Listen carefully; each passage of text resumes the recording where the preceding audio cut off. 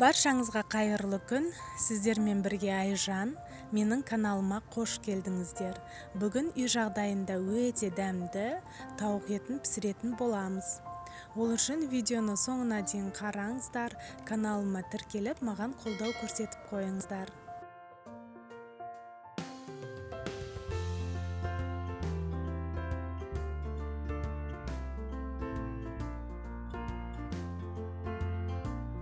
Алдымен тауық етін жақсылап жуып, тазалап алып, зубочисткамен осылай барлық жерін бірдей тесіп шығамыз.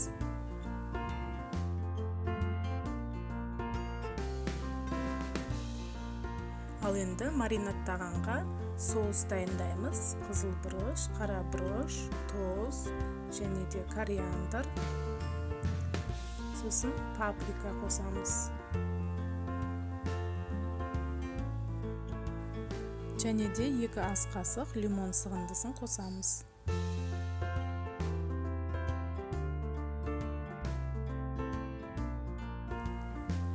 2 ас қасық зәйтін майын және де 2 дана сарымсақты теркадан өткіземіз. Араластырамыз. Сосын тауық етімізге жақсылап барлық жеріне біркелкі жағып шығамыз.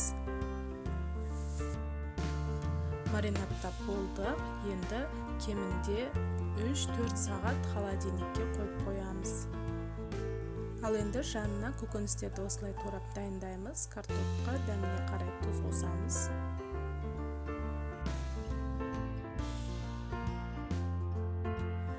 Паприка және қара бұрышты қосып, барлығын біркелкі жақсылап араластырамыз.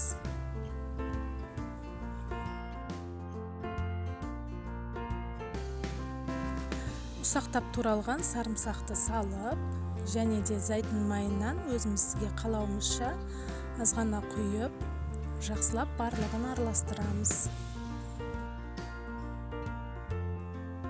Ал енді үстінен барлық көкөністерді салып, барлығын біркелкі жақсылап араластырамыз.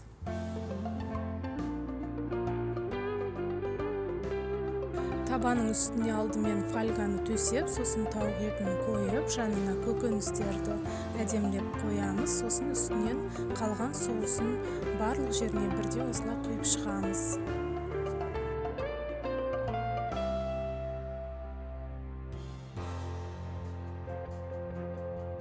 Алдымен тауықтың аяқтарын фольгамен орап аламыз. Сосын қызып тұрған пеште 180 градуста 1,5 сағатта пісіп дайын болады. Астарыңыз дәмді болсын.